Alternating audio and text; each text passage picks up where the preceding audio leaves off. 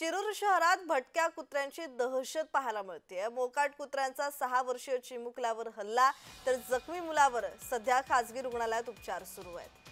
पुणे जिल्ह्याच्या शिरूर शहरात भटक्या मोकाट कुत्र्यांची दहशत पाहायला मिळते। गुजरमळा येथे भटक्या मोकाट कुत्र्यांनी 6 वर्षाच्या चिमुकल्या मुलावर जीवघेणा हल्ला केलाय। हल्ल्यात ईशांत दारोळे हा चिमुकला मुलगा गंभीर जखमी झालाय। जखमी मुलावर अहिल्यानगर येथील खासगी रुग्णालयात सध्या उपचार सुरू आहेत।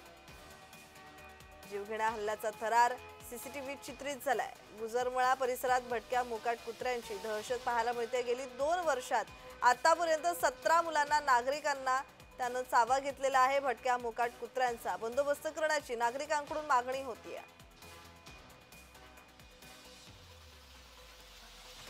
दरम्यान शिरूर शहरातली ही घटना। शिरूर शहरात आता भटक्या कुत्र्यांची दहशत पाहायला मिळते। मोकाट कुत्र्यांचा 6 वर्षीय चिमुकल्यावर हल्ला तर जखमी मुलावर सध्या खासगी रुग्णालयात उपचार सुरू आहेत।